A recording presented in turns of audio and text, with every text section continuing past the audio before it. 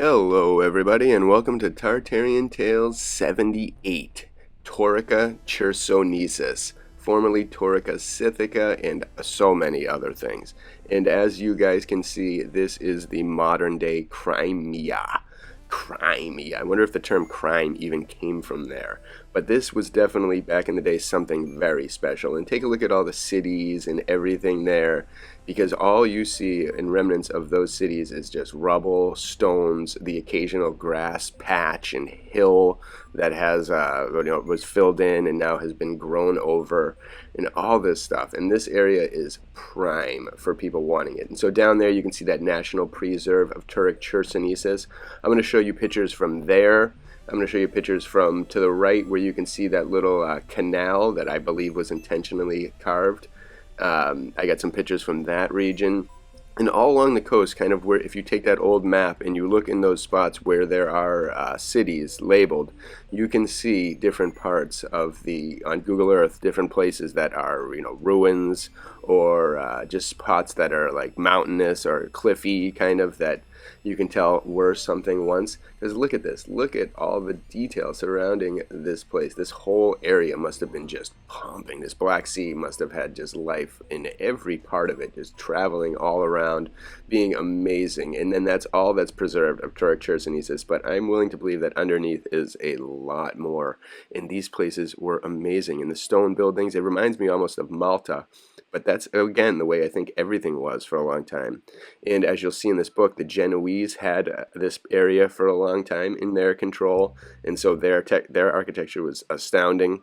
I'm going to show you a lot of pictures from this area where you can see a lot of other different kind of things. And even those kind of coastal, those long extended kind of arms of the coast, I believe those are also man-made as well.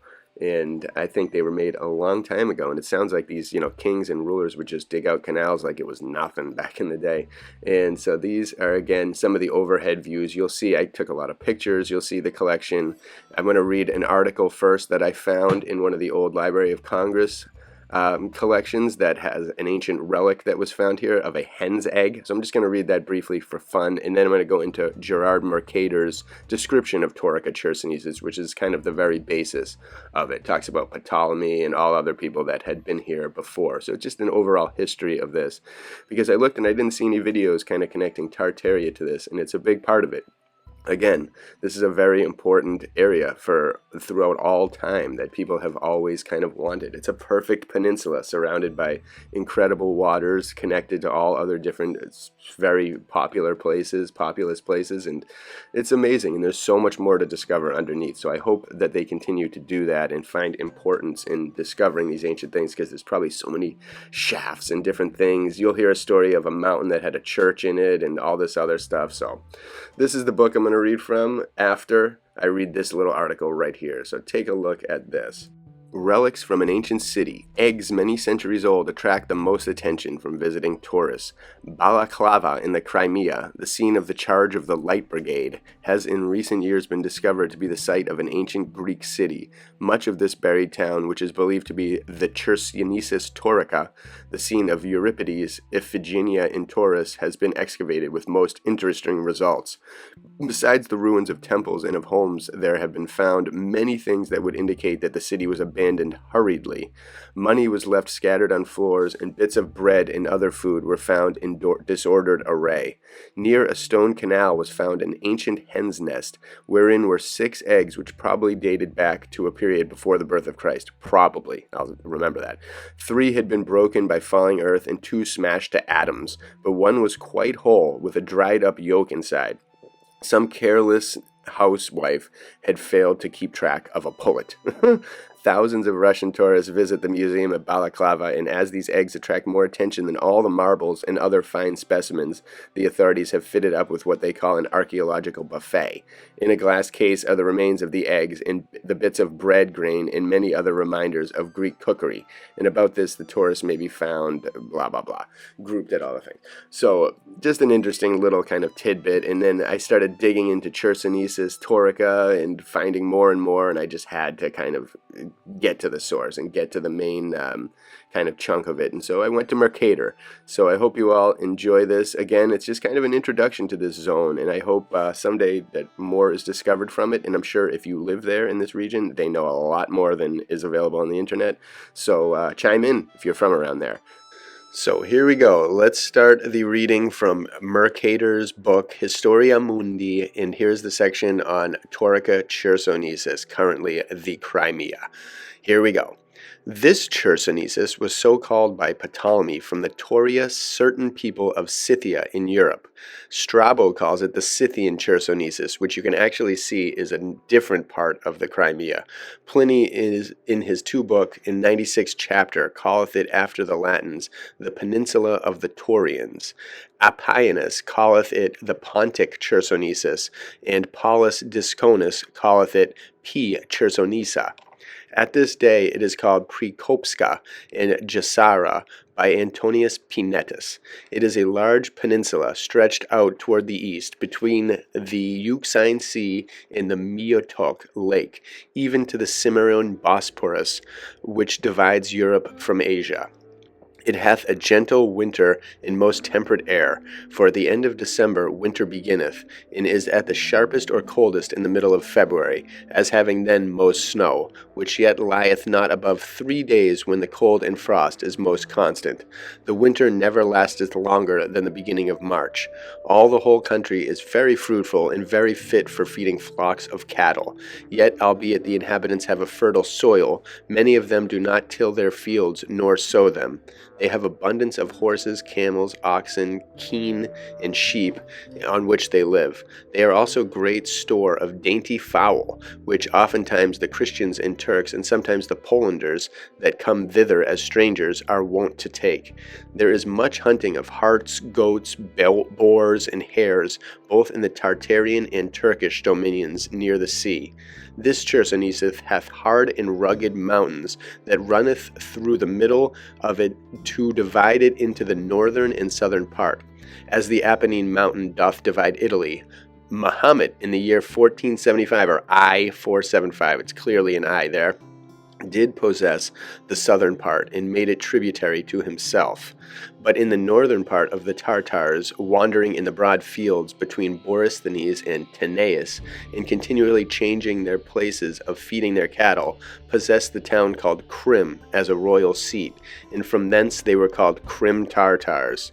Afterward, having cut through the isthmus of the Tauric Chersonesus, so having cut through the isthmus of the Tauric Chersonesus, so just them making canals, no problem. When near unto the ditch which they called Praecop, they built a city, a royal seat of the same name. They were from thence called Praecopenses. The king of these Tartars, when being joined in league and society with the Turks, he had at their request banished his own brother who made war against him, and had besieged Kaffa.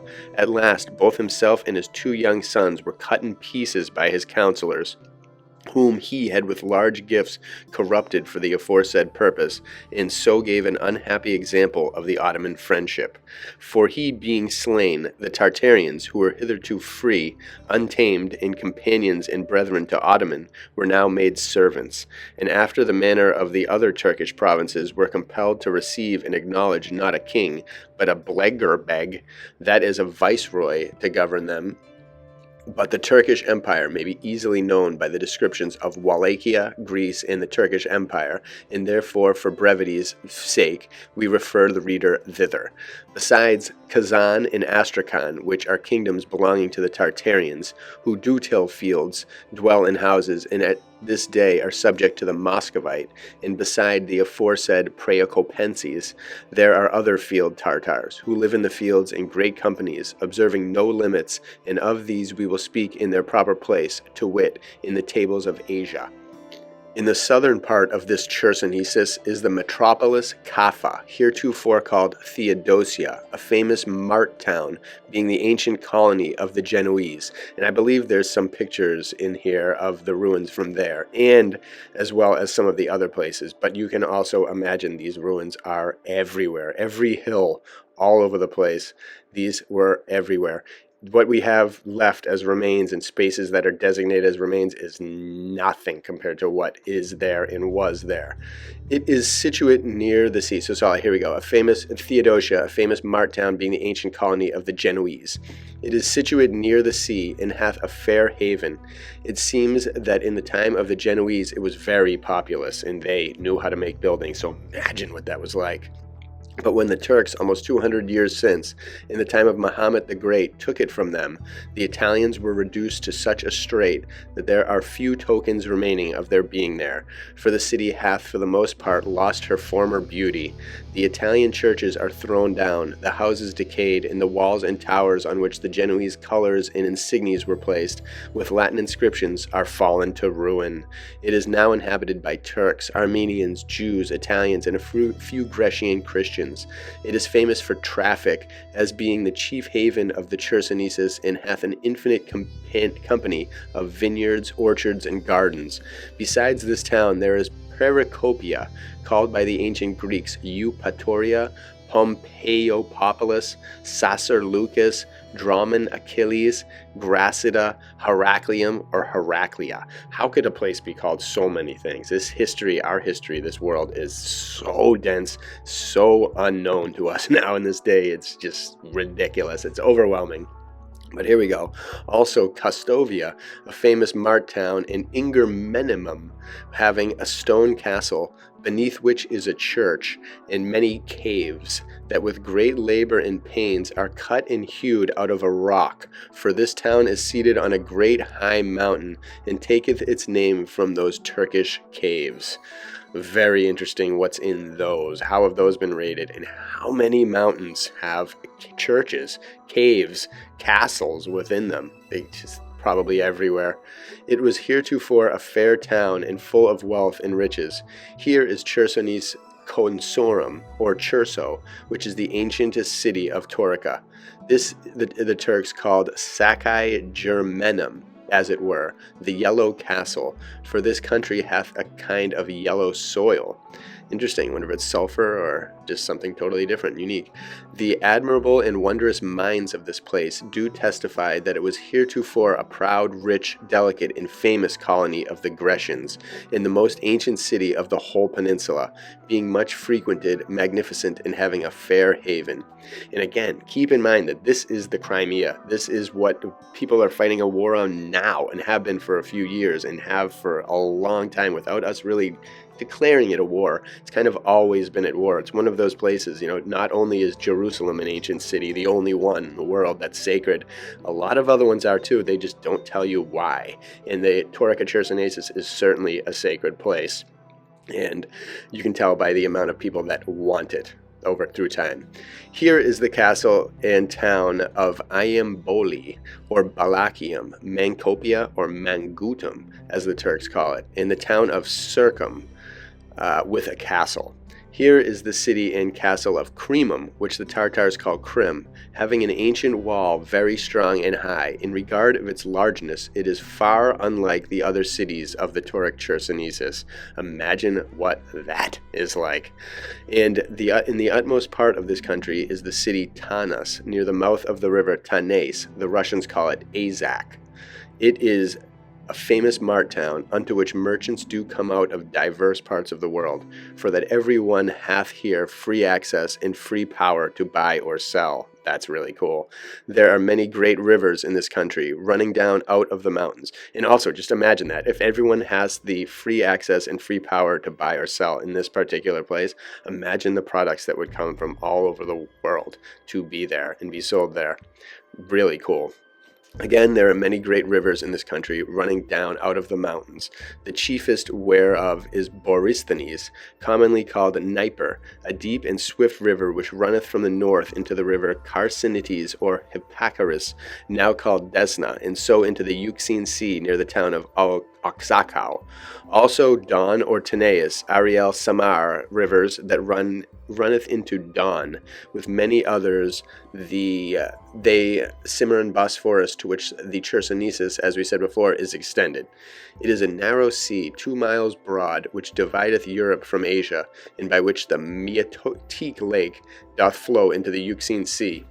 It is called from the Cimmerians, who dwell upon the coldest part thereof, or from the town Cimmerium, as Volataranus would have it.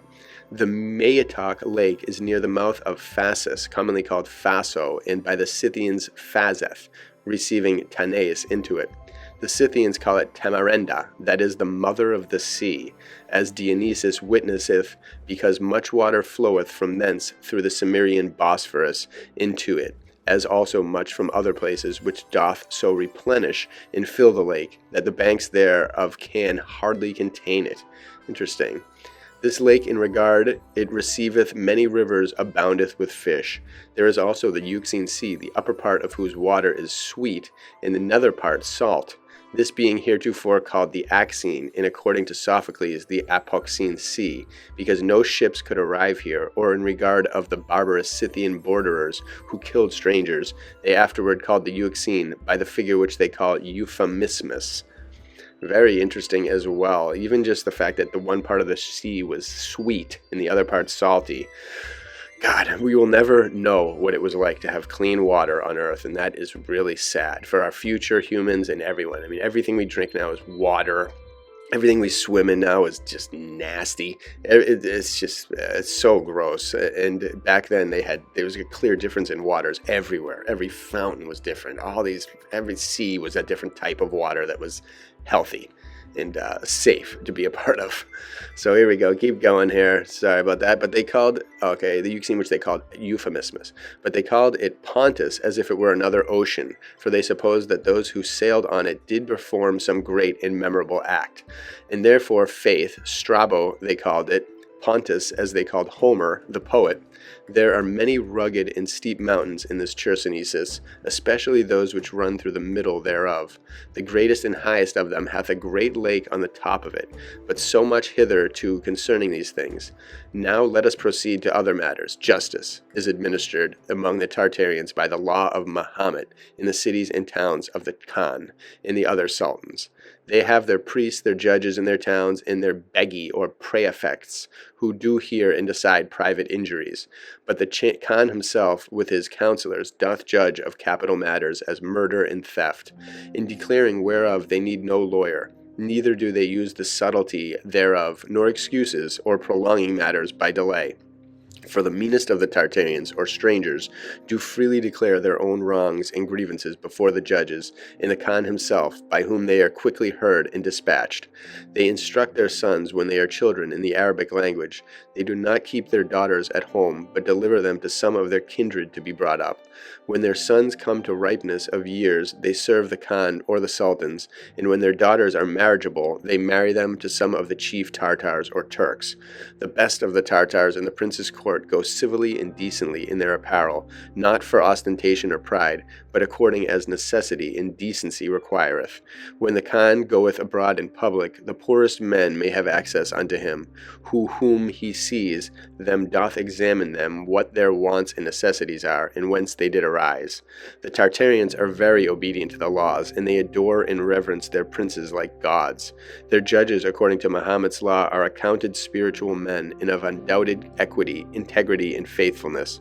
They are not given to controversies, lawsuits, private discord, envy, hatred, or to any wanton excess, either in diet or apparel.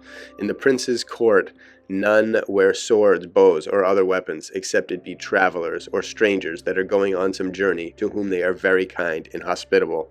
The chief men eat bread and flesh, drinking also burnt wine and metheglin, but the country people want bread, using instead thereof ground millet, tempered with milk and water, which they commonly call kasa. They use cheese instead of meat, and their drink is mare's milk. They kill also for their food camels, horses, and oxen when they are ready to die or are grown unserviceable, and they often feed on the flesh of sheep. Few of them do use mechanic arts in the cities and towns. Few do use merchandising, and those artificers or merchants that are found there are either slaves to the Christians or else they are Turks, Armenians, Jews, Circassians, Pythagoreans, who are Christians, Philistines, or Singanians, all men of the lowest rank. But let this which hath been spoken suffice concerning the Tauric Chersonesus in the northern countries. So, That is Taurica chersonesus, the term that has been stuck in my head for weeks. And I feel still just very important to realize that this area was is constantly still under in battle with just in conflict, which is really unfortunate. And I definitely recommend scanning Google Earth around this whole area, around where the canals are, just around the whole Crimea. You can find so many different things that look like ruins, so many things that are like homes or towers that are partly in ruin and partly standing, and then blending in with some of the landscape. You can see towers again and different buildings connected and walls going into the landscape and all this stuff, and you know that under so many of those hills and so many different places is just more and more and more of this ancient civilization that was just massive. And they call it metropolises and cities, and these were cities. There's a strange disconnect, because one of the areas of the photos that I showed is Taurica Chersonesus. It's known as Taurica Chersonesus. It's this very small zone that has some columns, some rubble, some stone, things like that. But so people go and they visit these parks, and they're like, oh wow, this is where the ancient city was. It's like this several acres of ruins. But it's like, no, like, their cities, they had populations maybe just as much as ours at one point in the past, if not more. And they weren't just these little tiny things surrounded by nature and goat paths. Like, there were full-blown buildings. And when you see the fact that they build some of those walls, like some of these giant walls and archways in here, like, if you can build that, you're building a lot of other stuff, because that's, that stuff takes a lot of effort. And if the Genoese were here, and the Grecians, and everyone was building upon and building upon and building upon and then destroying and then building upon, then you would get some serious stuff underground. And so you never know. I mean, maybe some people are trying to fight for control of it because they know there's some treasures still buried there. Maybe there's a whole underground or like behind the scenes battle for all these ancient relics and this ancient history that none of us are privy to. But that's why the Crimea and areas like that are constantly at war, constantly fighting for who owns it, who owns control of it. We constantly are deluded by who Israel? Oh, the Jew, everyone owns Israel. Or, but it's in the Bible, blah, blah, blah. But how many texts feature this, Taurica Chersonesus? How many texts feature other sacred places, Tibet, all these other magical places that we take for granted as being holy places, but we don't really characterize them on the scale of some of these other ones that receive more news and attention. But I think these other ancient ones have so much more to unveil to us. And if you look at Jerusalem too, it's got this just stuff everywhere. I have a feeling if you uncovered a lot of places, you'd find relics and ruins like that, entire actual cities in ruins underneath us, with tunnels still intact, probably amazing amounts of rooms and vaults still just waiting to be opened, treasures that just haven't seen the light of day, so many different things. And, with the Hollow Earth being still a possibility in reality, you never know if it's connected to worlds down there and if there's people even living in it, in the mountains. Who knows? Maybe one day someone will bust through and be like, you come with me, or some weird language like, come check this out. I'll show you guys a new realm, and I would go with them.